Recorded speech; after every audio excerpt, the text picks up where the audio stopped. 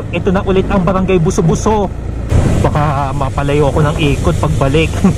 Wow, napakaganda ng view. Sana'y wag umulan mamaya pagbalik. Ligo ang motor ko dito mamaya ay pag-uwi. Nasa New Zealand na ba ako mga kapayos? Alikabok Israel na naman.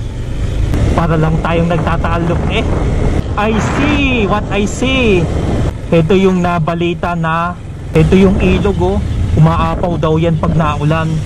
Hahanap muna tayo ng ating titigilan dyan. Hindi siya masyadong kita dahil ang dami ring mga ibon na nagliliparan. Napakasarap dito, maglakad-lakad. Bale hanggang dun muna ang tambak niya.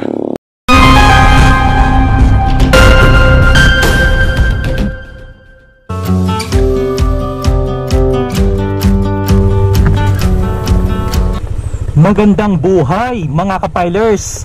Muli akong nagbabalik para sa panibagong edisyon ng ating travel spot places na kung saan ay sasadyain natin ang isa pang tourist attraction dito po sa Batangas.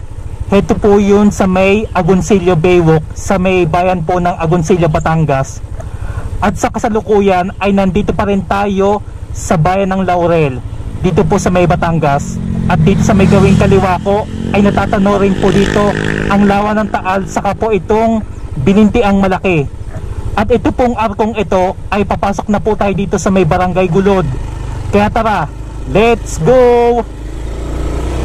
Ito po yung papasok ng Barangay Gulod dito po sa Laurel, Batangas. Aarangkada na ulit tayo mga kapilers. Kumbaga magra-rides lang po tayo hanggang dun sa may Agoncillo Baywalk. Kasi hindi ko po yun na sasadya pa. Kumbaga napapanood ko lang po yan sa mga kapwa natin content creator.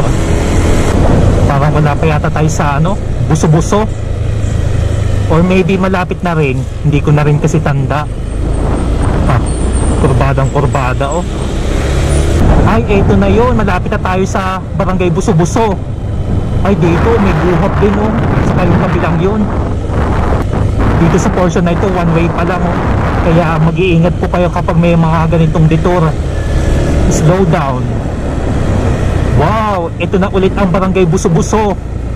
Bale ito ay natigilan na natin to dati noong 2023 pa. At may video rin po ako dito noon. Ilalagay ko na lamang po sa description link na nagpunta po ako rito.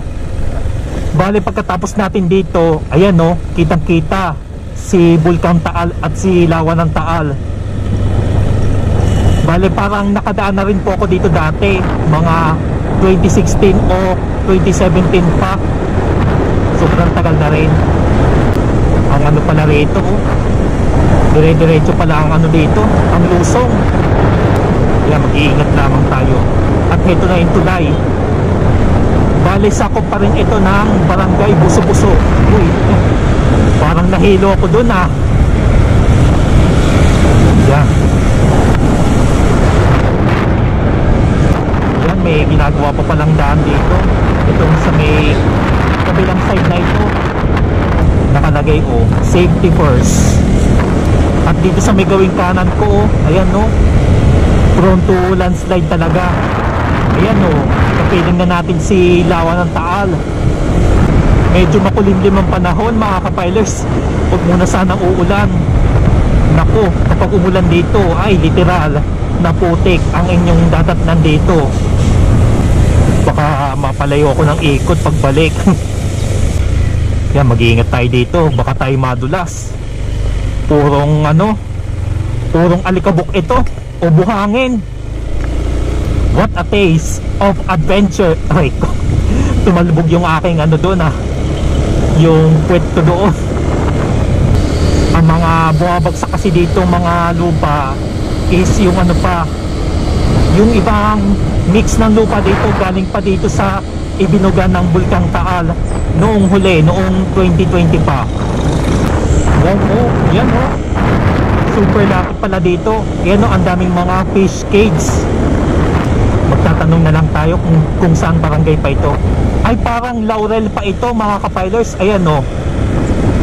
Kapag may nakikita po kayong poste ng ilaw na may letter L, Ang representative po niyan is sakop pa po yan o nandito pa rin tayo sa bayan ng Laurel. Tabing-tabing dawa na tayo mga kapilers. Wow, napakaganda ng view. Yan, teka, may buhangin. Yun oh. Ang sarap ng duyan ni kuya oh. Pakuya-kuya-kuy na lang. Ang sarap talaga mag-relax sa lugar na ito. Yan o, madadaanan natin itong Luciano's Kitchenette. Yan o, mabuhangin pa pala rito. Kaya magmamarahan lamang kayo. Ganito pa rin ang kanyang sitwasyon as of August 2025. Nandito na tayo sa may malawak na lupa. Yan o, isa ito sa mga labis na naapektuhan kapag binabagyo. Yan o, wasak pala ang daan dito. Naku, yan o, tatawid tayo sa mga ganitong maalikabok. Atay tayo pag tayo inabot ng ulan dito. Ang putik naman. Yan o, gantong-ganto siya ngayon. Yan. Sana'y wag umulan mamaya pagbalik. Parang nakababa na ang paa ko dito. Baka tayo'y magsumaba. Anong barangay na kaya ito? Nasa na ba tayo? MBJ Gas Station. Barangay na ba to? Ay, nandito na pala tayo sa Barangay Bilibingwang. Bilibingwang. Yan. Kung nagkakamali man ako minsan ng pronunciation, pagpasensyahan nyo na ho. Talagang tayo naman hindi naman tayo perfecto. Taga rito rin po sa Agoncillo yung pinapanood ko rin po na vlogger na sina Pula Fuji saka yung si Katag PTV. Hindi ko sure kung dito sa Agoncillo o sa Lemery si Katag PTV.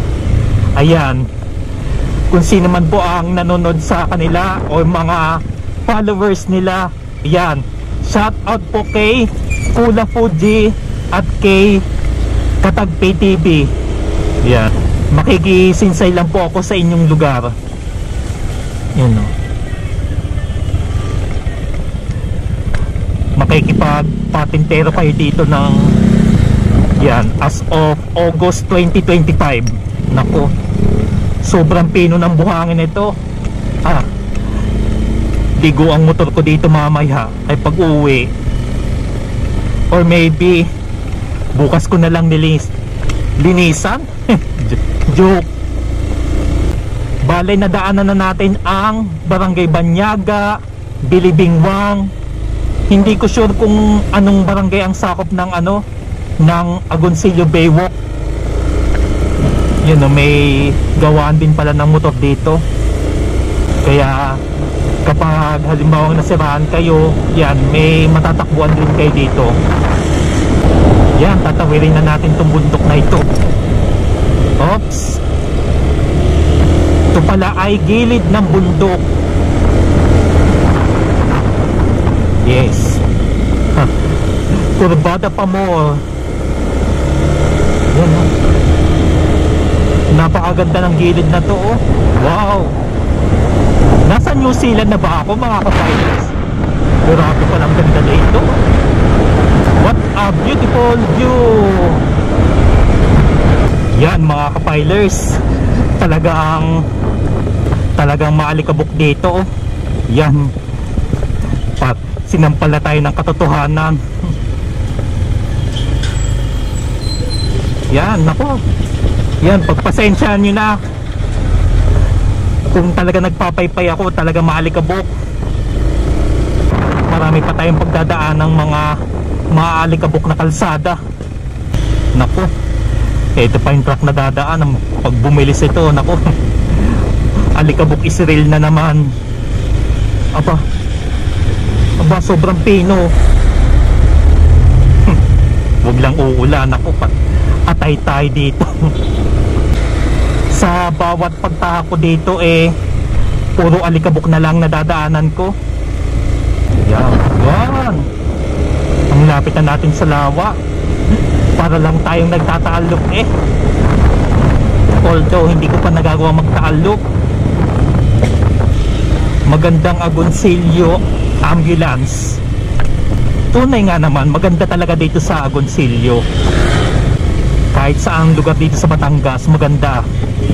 Hindi pa man lahat nadadayo ko. Pero syempre, pag may budget, pagkakataon, yan, iisa-isahin natin yan. Yan, nakalagay dito, bawal magtapon ng basura rito. Dito daw, pero kahit saan naman tayo magpunta at may nakalagay na signage na ganun, is sumunod talaga tayo. Ayan o, wow, I see what I see. Ito na pala ang Agoncillo Baywalk. Wow. Ayan o, kalmado ang lawa ng Taal. Ayan o, dito sa may gawing kaliwa ko kita bahagya dito si Mount Makulot ng Cuenca. Ito yung napakahabang baywalk ng Agoncillo. Bale, isa sa mga ikinabubuhay nila dito ay ang pangingisda ng mga tilapia, tawilis, baliputo. Yan. Ito na yun mga kapilers At pagdating dito mga kapilers, ayan, ito yung nabalita na nawasak rin ang daan dito noong kasagsagan ng bagyo. Noong bagyong Christine. Yan. Dito sa porsyon na to ang pinagmulan ng mga guho. Yan halos pino ang mga buhangin dito. Yan ito yung dito sa may gawing kanan ko, ayan yung papunta ng bundok. Dito sa may kaliwa ko, ayan nasa tabi na tayo mismo ng lawa. Yan. Pagkatapos natin dito ay iikot na tayo pabalik. Yan ang daming ibon na nagliliparan. Babalik na tayo mga kapilers. Hanggang dyan lamang tayo sa may dyan sa may baywalk na yan. Grabe lang ang naging guhap dito. Yan, di tayo pwedeng dumaan dyan. Ako, yan. Munti ka na tayo madaos-dos. Kaya iba yung pag-iingat lamang po kapag magagawi kayo rito. Ito yung ilog umaapaw daw yan pag naulan. Yan super ganda ng tanawin dito. Talagang mapapatigil ka dito pansamantala. Hahanap muna tayo ng ating titigilan dyan. Aray ko. Wow, ganda Yan, tigil muna tayo dito pansamantala. Yan. Breathtaking Ayan, approaching na po tayo dito sa may Agoncillo Baywalk. Bale, ito po ay nasa barangay Subic, Ilaya na po tayo ng Agoncillo, Batangas. Bale, ito po ay first time ko lang po narating ang lugar na ito. Yan napakalawak, napakaaliwalas at napakaganda ng lugar na ito.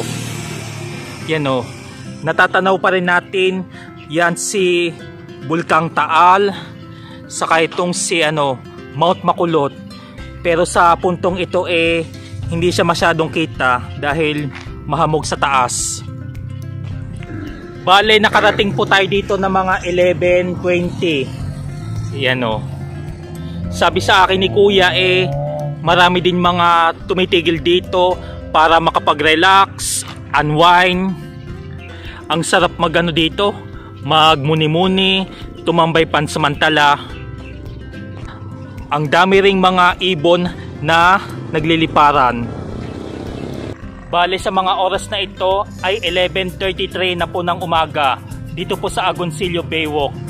Ayan napakasarap dito, maglakad-lakad, magmuni-muni, Yan, lalo na't kapag dito mga hapon, umaga, at sa puntong ito hindi masyadong mainit, medyo makulimlim pa nga ang panahon eh. Bale, sininsayan lamang po natin ito. At dito po sa may kabilang ibayo, yan o, ito po yung ongoing construction ng Taal Lake Circumferential Road na iduduktong rin po sa mga bayan at lungsod po dito sa Batangas. Ayan, pansamantala muna tayo ditong tumungtong dito sa may ginagawang Taal Lake Circumferential Road. Bali kagaya lamang ito dun sa pinuntahan natin noon sa Banyadero at Wawa Baywalk ng Tanawan. Yan, bali hanggang dun muna ang tambak niya. Ayan, babalik na ulit tayo mga kapilers. Yan no, uy ang daming kambing. Saan kaya pupunta? Yan, maalikabok pa rin. Wala tayong magagawa. Kaya tara, let's go na. Baka tayo abutin pa ng ulan. Ayan po mga kapilers, kung nag-enjoy man kayo sa bidyong ito, ay maraming salamat po sa inyong panonood. Muli mga kapilers, heto po si JJ na nagpapaalaala sa inyo ng having safe and happy trip sa ating lahat. Kita-kits muli tayo sa mga susunod pa natin mga edisyon. Kaya naman, just like, share, subscribe, and God bless us all.